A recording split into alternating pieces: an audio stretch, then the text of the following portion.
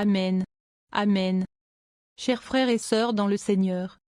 Ce message est la suite et deuxième partie de la révélation de notre frère Kingsley Ubani. Veuillez encore écouter le message jusqu'à la fin, et que Dieu vous bénisse. Kingsley Ubani, révélation divine, le temps est fini, deuxième partie. À l'intérieur de la porte du ciel. Alors que je suivais l'ange, il me fit entrer dans un bâtiment. Le bâtiment avait plusieurs pièces. L'ange a ouvert l'une des portes de ces pièces et m'a demandé d'entrer et de voir mon maître. Comme j'étais sur le point d'entrer dans la pièce, j'ai vu quelqu'un qui était face au mur et qui pleurait. Je me suis alors arrêté et me suis tenu devant la porte. J'étais gêné quand j'ai vu la personne. J'ai alors dit à l'ange, je pensais que le ciel était un lieu de joie, mais pourquoi cette personne pleure-t-elle au lieu de se réjouir? Et il m'a dit, Kingsley, tu as insisté pour voir ton maître, viens voir ton maître.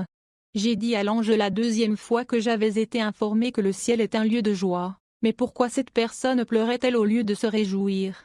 L'ange m'a dit, Kingsley, regarde maintenant ton maître. J'ai alors dit à l'ange qu'il n'était pas sûr de ce qu'il me disait. Quand j'ai dit cela, c'est comme si l'ange était devenu plus furieux contre moi, puis il a dit à la personne, ton fils, Kingsley, est ici, et la personne s'est retournée et m'a regardé. Quand elle m'a regardé, j'ai vu que ses yeux étaient rouges et que les larmes qui coulaient de ses yeux étaient aussi épaisses que du sang, et j'ai été choqué. La personne qui pleurait, c'était Jésus-Christ. Quand je l'ai vu, je lui ai dit, mon maître, pourquoi pleures-tu? Mais il ne m'a pas parlé. Il a seulement fait un geste de la main gauche qui indiquait que je devais sortir de cet endroit, et je l'ai supplié de me dire au moins quelque chose, mais il ne l'a pas fait. Au lieu de cela, il a continué à faire le geste de sa main gauche. Puis, à un moment donné, alors que je le suppliais encore de me parler, il s'est retourné et a regardé l'ange d'un air furieux et l'ange m'a demandé de le suivre et je suis sorti de la pièce avec l'ange. Lorsque nous sommes sortis de cet endroit, des larmes ont commencé à couler de mes yeux. J'ai demandé à l'ange la raison pour laquelle Jésus-Christ pleurait, et il m'a répondu, à voix basse, que c'était parce que son temps, Jésus-Christ, était terminé et que son peuple n'était pas prêt pour lui, et que c'était la raison pour laquelle il m'avait envoyé te dire de faire plus d'efforts pour sauver plus de gens. Puis j'ai dit à l'ange que puisque mon maître voulait que je fasse plus d'efforts, j'aimerais connaître le résultat des efforts que j'ai déjà faits depuis que j'ai commencé à partager le message intitulé Un autre avertissement. L'ange m'a alors dit, Kingsley, voici le résultat de tes efforts, depuis que tu as commencé à partager le message intitulé Un autre avertissement, 15174, 1574, personnes qui sont nées de nouveau se sont repenties et parmi elles, 305, se sont sincèrement repenties de leurs péchés. Ensuite, le nombre de personnes qui sont nées de nouveau pour la première fois après avoir entendu ou lu un autre avertissement est de 59 personnes. Ce sont les résultats de tes efforts. Puis l'ange m'a demandé d'aller et de continuer à faire ce qui m'a été demandé de faire, et j'ai commencé à revenir dans ce monde mauvais rempli de péchés. Mais alors que je marchais le long de la rue du ciel pour aller vers la première porte, les murs entiers sont devenus comme un écran, et ce que je voyais sur ces murs était, Kingsley, cours, le temps est fini. Je n'ai pas couru, mais j'ai commencé à marcher très vite depuis ce point précis jusqu'à l'extérieur de la cité céleste. Lorsque je suis sorti de la cité céleste, un vent fort est venu et m'a transporté jusque dans ma chambre. À l'intérieur de ma chambre, j'ai vu mon corps allongé sur le lit, exactement comme il l'était lorsqu'il s'est écroulé quand je suis sorti. Puis le même vent est venu et a poussé mon esprit dans mon corps, et je me suis levé. Quand j'ai regardé l'heure, il était 5h39 du matin. J'ai déménagé d'Aba à Port Harcourt City of Rivestate, le 29 septembre 2012. La raison pour laquelle j'ai déménagé à Port Harcourt n'est pas que j'aime y vivre, mais parce que Dieu m'a demandé de le faire afin de dire à son peuple là-bas la vérité que les ministres de l'Évangile ont refusé de leur dire, uniquement parce qu'ils ne veulent pas devenir pauvres ou perdre leurs membres. Ils veulent sécuriser leur estomac et leur poche. Le jeudi 25 octobre 2012, je me suis couché en ayant en tête de me réveiller à minuit pour louer Dieu, ce que j'ai fait. Je me suis réveillé à 1h32 du matin. Quand je me suis réveillé, j'ai découvert que mon corps était si lourd en raison du travail exténuant que j'ai fait ce jour-là. Je ne pouvais pas chanter des chants de louange lorsque je m'agenouillais. Je me débattais avec moi-même. Mon esprit était prêt à louer, mais mon corps était très faible. Je continuais à lutter pour louer Dieu par des chants. Et pendant que je le faisais, une lumière éclatante a brillé dans ma chambre. Je me suis retournée, et c'était Jésus-Christ qui entrait dans ma chambre. J'étais heureuse de le voir entrer dans ma chambre, mais quand je l'ai regardé, j'ai vu la colère sur son visage, car l'aspect de son visage montrait qu'il était en colère. J'ai alors eu peur. Après m'avoir longuement regardé, Jésus-Christ ne m'a pas dit un seul mot, mais il a fait demi-tour et a quitté ma maison. En conséquence, j'ai eu tellement peur que j'ai commencé à implorer la miséricorde. 2 nuits plus tard, soit le 27 octobre 2012, j'étais en train de louer Dieu comme j'avais l'habitude de le faire quand une lumière brillante a brillé dans ma chambre, et Jésus est entré dans ma chambre. Dès que je l'ai vu, la peur s'est emparée de moi, mais quand il a vu la crainte en moi, il a tendu les mains et m'a dit, « Fils, la paix soit avec toi. N'aie pas peur. Je suis ton Maître Jésus-Christ. Je suis celui qui était, et celui qui est, et celui qui vient. Je suis celui qui est mort sur la croix pour acheter tous ceux qui croiront en moi. Je suis le premier et le dernier. Je suis l'alpha et l'oméga. N'aie pas peur. Je suis ici pour te dire que je t'aime encore. Je veux t'emmener au ciel pour te montrer ce qui s'y passe maintenant. » S'étant approché de moi, Jésus-Christ a croisé sa main droite sur mon épaule et m'a dit, « Mon fils, je veux t'emmener au ciel. Pouvons-nous y aller maintenant ?» Et en réponse, je lui ai dit oui. Puis il a enlevé doucement sa main de mon épaule, et mon corps est resté immobile tandis que mon esprit est sorti du corps. Jésus-Christ m'a tenu par le poignet droit et m'a dit, « Mon fils, allons-y maintenant. » Et nous avons quitté ma chambre pour le ciel. Puis Jésus-Christ m'a emmené dans un endroit où les saints séjournaient. Quand nous sommes arrivés, l'endroit était si éclatant en raison de la lumière qui émanait du corps de ces personnes, que je ne pouvais que baisser les yeux pour bien les voir. Ces saints ne chantaient pas mais ils criaient, « Alléluia, Alléluia, Alléluia, le temps est fini. » Et ils étaient extrêmement heureux. Après avoir observé ces gens pendant quelques minutes, Jésus-Christ m'a emmené dans un autre endroit, et quand nous sommes arrivés là, j'ai vu des anges qui criaient la même chose, « Alléluia, Alléluia, Alléluia, le temps est terminé. » Puis Jésus m'a emmené dans une rue. Ce que j'ai vu dans cette rue me fait encore peur. Dans cette rue, j'ai vu un autre groupe d'anges qui s'accordaient d'une manière unique. Chacun d'eux tenait une trompette dans ses mains mais l'ange qui les dirigeait tenait une trompette plus grande et plus longue. Jésus m'a alors dit, « Fils, ces anges que tu vois ici vont aller dans le monde pour souffler dans leurs trompettes. Ce sont les choses qui se passent maintenant. Je te montre toutes ces choses pour que tu ailles dire au monde que mon temps est terminé. Je veux me reposer. Depuis que je suis mort sur la croix pour l'humanité, je n'ai cessé de pleurer pour eux, mais ceux pour qui je pleure ne se soucient pas de ma douleur. » De plus, Jésus-Christ m'a dit, « Mon fils, j'ai essayé. Je veux me reposer. Je ne peux pas continuer à pleurer. » Bien que Jésus-Christ ait dit qu'il ne peut pas continuer à pleurer, il pleurait pourtant encore pendant qu'il me parlait. Et alors que Jésus-Christ pleurait encore, il s'est tourné vers moi et m'a dit, « Mon fils, je suis heureux que tu déploies plus d'efforts pour faire le travail, mais sais-tu que tu conduis les gens au feu de l'enfer ?» Ayant entendu que je conduisais les gens au feu de l'enfer, j'ai demandé à Jésus-Christ, « Comment ?» Il m'a répondu, « Mon fils, lorsque les femmes t'ont demandé comment elles allaient garder leurs cheveux, tu leur as dit qu'elles ne devaient pas avoir d'attache sur la tête et qu'elles ne devaient pas utiliser de laine pour garder leurs cheveux, mais tu as continué à leur dire d'utiliser du fil pour tresser leurs cheveux. Ne sais-tu pas que le fil est aussi une attache ?» Puis il m'a demandé de le suivre en enfer car il voulait me montrer quelque chose, et je l'ai suivi. Quand nous y sommes arrivés, il a fait sortir une femme de la fosse du feu de l'enfer, et il m'a dit, « Fils, regarde cette femme. Elle est de l'église de Pélif, Bible Church. » Elle avait entendu dire que c'est un péché pour une femme de tresser ses cheveux avec n'importe quel type de fil, mais elle ne l'a pas cru. Lorsqu'elle est morte, elle a été reconnue coupable d'avoir utilisé du fil pour se natter, et à cause de cela, elle est allée au feu de l'enfer. Quand j'ai jeté un coup d'œil à cette femme, j'ai vu qu'elle tressait ses cheveux avec du fil en plastique. La femme implorait le pardon, mais il ne lui a pas été accordé. Finalement, elle a été renvoyée au feu de l'enfer.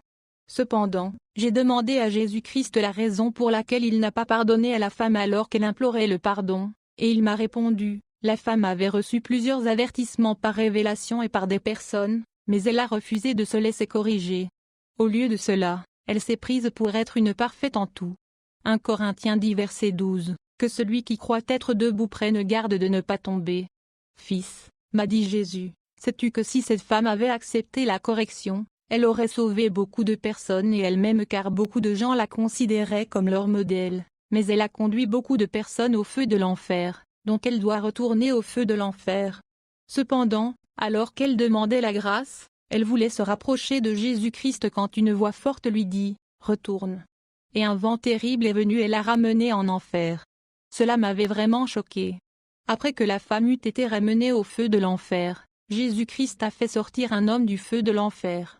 Quand l'homme est sorti, c'était comme si l'homme était un peu soulagé par sa façon d'agir. Je l'ai regardé, j'ai vu qu'il avait des coupures, blessures, sur tout le corps, et il avait une apparence désagréable et peu attrayante. Jésus demanda alors à l'homme de lui dire comment il se sentait et l'homme répondit qu'il se sentait soulagé. Ayant répondu, Jésus lui dit, « Sais-tu que ce que tu ressentais à l'intérieur du feu, c'est ce que je ressentais lorsque tu enseignais à mes fidèles ce qui leur plaisait plutôt que ce qui me plaisait moi? Quand tu ne disais pas à mon peuple toute la vérité sur mon royaume, moi, Jésus-Christ, j'ai commencé à sentir la chaleur du feu de l'enfer sur tout mon corps. Lorsque tu ne disais pas à mon peuple toute la vérité sur mon royaume, moi, Jésus-Christ, je commençais à sentir la chaleur du feu de l'enfer sur tout mon corps. Tu m'avais dessus. Tu vas retourner dans le feu. » Lorsque Jésus dit toutes ces choses, c'était comme si le vent attendait qu'il termine sa conversation avec l'homme avant de le ramener dans le feu.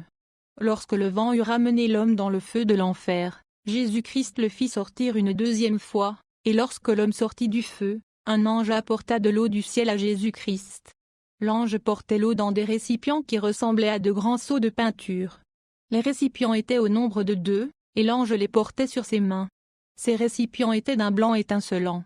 Lorsque l'ange a apporté l'eau, Jésus-Christ lui a demandé de la verser sur l'homme, ce qu'il a fait. Lorsque l'ange a versé l'eau sur l'homme, Jésus lui a demandé comment il se sentait, et l'homme a répondu qu'il était soulagé et content. Il a commencé à remercier le Seigneur Jésus-Christ et pour être précis, voici ce qu'il disait, « Merci Seigneur Jésus d'avoir versé de l'eau sur moi. Oh! Merci, Seigneur. Je vais bien maintenant. Je vais mieux maintenant. Merci Seigneur Jésus. » Pendant que l'homme remerciait le Seigneur Jésus-Christ, Jésus-Christ lui dit, « Maintenant, écoute-moi. Quand les hommes que j'ai chargés de prêcher ma parole prêchent ce que je demande d'eux, et qu'une âme se repent de ses péchés, sais-tu que ce que tu ressens maintenant est la même chose que ce que je ressens toujours? Chaque fois qu'une âme se repent de ses péchés, je ressens comme si de l'eau était versée sur mon corps, et je me sens soulagé. Mais lorsque mes ministres prêchent ce que je ne demande pas d'eux, je ressens une grande chaleur comme celle que tu ressentais dans le feu. » De plus, Jésus a dit à l'homme, « Je t'ai appelé à prêcher ma parole sans la diluer, mais tu t'es trompé. Tu as rejoint un groupe de prédicateurs qui prêchaient leur philosophie, leur estomac, et eux-mêmes, et ils t'ont influencé. Tu as quitté ce que je t'ai appelé à faire pour moi, et tu as commencé à faire une autre chose. Tu as fait plaisir aux gens et tu m'as déplu. Tu t'es fait un nom et tu m'as déçu. Tu as construit et gagné de nombreuses maisons dans le monde et tu as perdu mon royaume. Tu as rendu Satan heureux, et tu m'as cloué sur la croix une deuxième fois. Que t'ai-je fait? Témoigne contre moi. Dis-moi par la quoi je t'ai offensé. Tu as foulé aux pieds la grâce que je t'ai donnée, et à cause de cela, beaucoup de ceux qui pensaient que tu faisais la bonne chose et te suivaient sont allés en enfer. Pourquoi m'as-tu fait cela? Tu leur as dit que le christianisme est dans le cœur et non dans l'apparence, et beaucoup de gens ont été trompés par toi. Tu as rendu ma mort sur la croix sans effet. Tu as détruit mes efforts pour sauver des vies. Entends-tu la voix des âmes que tu as induites en erreur et qui pleurent dans le feu de l'enfer? Ce que tu as fait amène encore beaucoup de personnes au feu de l'enfer, et à cause de cela, je ne t'épargnerai pas. Tu dois retourner au feu de l'enfer. Toi qui as pratiqué l'iniquité. Lorsque Jésus-Christ a fini de parler à l'homme, j'ai entendu une voix forte qui disait, « Le salaire du péché, c'est la mort, et l'âme qui pêche mourra. Tu dois récolter ce que tu as semé. Par conséquent, va dans la damnation éternelle. » Et immédiatement, un vent terrible est venu et l'a emporté vers le feu de l'enfer. Enfant de Dieu, je veux que tu saches que depuis le moment où Jésus-Christ a commencé à parler à l'homme jusqu'au moment où l'homme a été renvoyé au feu de l'enfer, Jésus-Christ pleurait. Et quand je regardais la façon dont il pleurait, j'avais pitié de lui parce qu'il pleurait comme une femme dont la relation conjugale a été brisée. Son cœur était brisé. Puis Jésus m'a dit, « Mon fils, Je veux que tu ailles dans le monde et que tu dises à mes disciples ce que je t'ai montré. Où que tu ailles, tiens ton oreille droite avec ta main droite et dis-leur, que celui qui a une oreille entende. Dites-leur que moi, Jésus-Christ, j'ai dit, aucune femme ne doit tresser ses cheveux avec un fil quelconque, et aucune femme ne doit ajouter ou attacher quoi que ce soit à ses cheveux. Moi, leur Seigneur et Maître, je déteste ces choses. Ce n'est pas moi qui leur ai demandé de faire usage de ces choses. Ce sont les êtres humains qui ont choisi d'utiliser ces choses, et non moi. 1 Timothée 2:9-10. Je veux aussi que les femmes, vêtues d'une manière décente, avec pudeur et modestie, ne se parent ni de tresses, ni d'or, ni de perles, ni d'habits somptueux, mais qu'elles se parent de bonnes œuvres, comme il convient à des femmes qui font profession de servir Dieu. 1 Pierre 3:2-3-4. Ayez, non cette parure extérieure qui consiste dans les cheveux tressés, les ornements d'or, ou les habits qu'on revêt, mais la parure intérieure est cachée dans le cœur, la pureté incorruptible d'un esprit doux et paisible, qui est d'un grand prix devant Dieu. Ézéchiel 44:2-20. Ils ne se raseront pas la tête, et ne laisseront pas non plus croître leurs cheveux, mais ils devront couper leurs chevelures. Jésus m'a dit, mon fils, dis aux femmes que leurs cheveux doivent, je le répète, doivent être aussi naturels qu'ils ont été créés pour être. Elles ne doivent pas y appliquer de teinture ou de défrisant et elles ne doivent pas tisser leurs cheveux naturels avec des produits artificiels. Tout ce qu'elles doivent faire, c'est de les tresser naturellement ou de se peigner les cheveux et s'ils poussent au point qu'elles trouvent difficile de les peigner, alors elles doivent les gratter jusqu'à un niveau où elles peuvent les peigner. Cependant, aucune femme ne doit enlever tous les cheveux de sa tête car cela serait très honteux pour elle en tant que femme, sauf dans le cas où ses cheveux sont permanentés, alors elle doit enlever tous les cheveux de sa tête, et lorsqu'elle fait cela, elle doit toujours couvrir sa tête afin que les yeux ne voient pas qu'elle a gratté tous ses cheveux. Elle doit toujours faire cela jusqu'à ce que ses cheveux poussent jusqu'à un niveau où elle peut commencer à les peigner. Deuxièmement, dites à mon peuple qui est marié, que toute personne qui porte une alliance doit l'enlever car ce n'est pas moi qui leur ai demandé de la porter.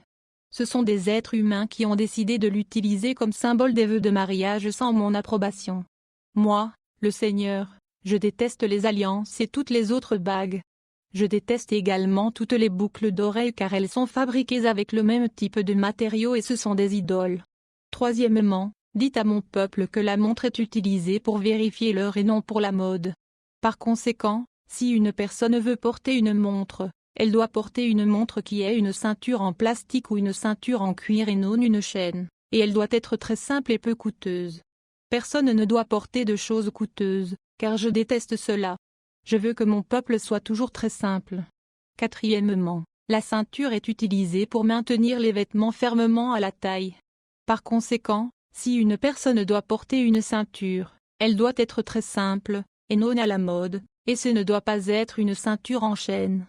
Je déteste les bijoux en tant qu'ornement. La tête de la ceinture doit être très simple et de taille modérée, pas grande. De plus, dites aux hommes que leurs cheveux doivent être égaux. Un côté ne doit pas être plus haut que l'autre. Il en va de même pour leur barbe. Et chaque fois qu'ils se font couper les cheveux, ils ne doivent pas les sculpter. Ils doivent laisser leur visage tel quel. Lévitique 19:2.27-28. Vous ne couperez point en rond les coins de votre chevelure, et tu ne raseras point les coins de ta barbe. Vous ne ferez point d'incision dans votre chair pour un mort, et vous n'imprimerez point de figure sur vous. Je suis l'Éternel. La femme et l'homme ne doivent pas porter de vêtements serrés aux jambes et ils ne doivent pas porter de vêtements en jean, qu'il s'agisse de jupes, de pantalons, de chemises ou de chemisiers ou de knickers. Je déteste ça. En plus de cela, dites à la femme qu'aucune partie de leur sein ne doit être vue. Elles doivent très bien couvrir leur corps, et on ne doit pas voir l'arrière de leur corps également. Elles ne doivent pas porter une robe moulante ou un petit knicker sous leur jupe car je déteste toutes ces choses. Ce qu'elles doivent porter, ce sont des sous-vêtements et un pantalon intérieur. S'il vous plaît, ce n'est pas un pantalon car le trouser ou pantalon est également appelé pantalon dans les pays occidentaux. Il s'agit de sous-pantalons intérieurs communs généralement portés par les hommes et les femmes. Les femmes ne doivent pas porter de soutien-gorge qui ferait remarquer les mamelons de leurs seins, car si elles le font et qu'un homme en est séduit, la personne par laquelle l'homme a été séduit par des pensées immorales a commis un péché sans le savoir. De plus, les femmes ne doivent porter aucun vêtement qui fasse remarquer la ligne intérieure de leur culotte, car moi, Jésus-Christ, Je déteste une telle chose. Après m'avoir donné toutes ces instructions, Jésus m'a dit, « Mon fils, tu as entendu ce que cet homme a fait de son vivant et tu as vu où cela l'a mené. Si tu ne parviens pas à donner mes messages de la même manière que je te les ai donnés, et si tu ne parviens pas à diffuser les messages dans le monde, tu te verras au même endroit, et c'est le feu de l'enfer car je n'aurai pas de compassion pour toi.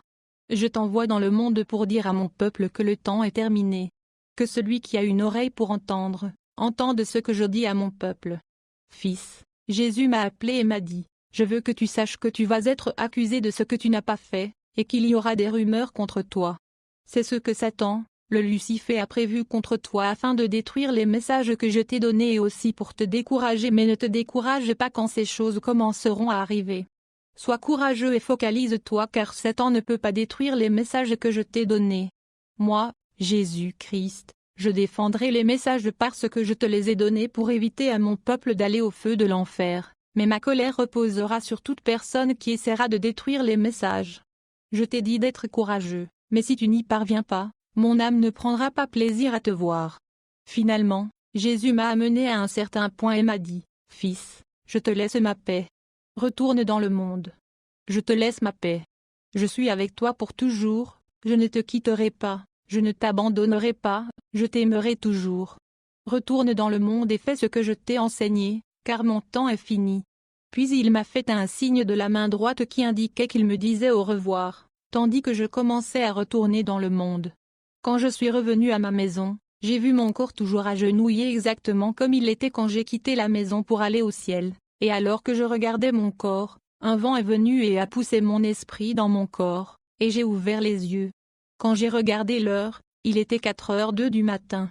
Ayant lu ce livre, enfant de Dieu, je veux te dire que mes mains sont lavées de ton sang. Si tu vas au feu de l'enfer, tu ne pourras t'en prendre qu'à toi-même.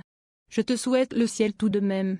Bien-aimé, c'est par la miséricorde du Seigneur que vous avez reçu ce message, mais pour garder ces réalités de sainteté, vous devez être discipliné afin de savoir comment garder votre relation de marche quotidienne avec le Seigneur Jésus-Christ. Fin de ce message. Fin de la révélation sur le temps est finie. S'il vous plaît, faites circuler cette vérité à vos amis et connaissances pour qu'ils, ou elles, soient aussi informés et qu'ils arrangent leur vie comme l'exige le Seigneur. Que Dieu vous bénisse et à bientôt sur la chaîne.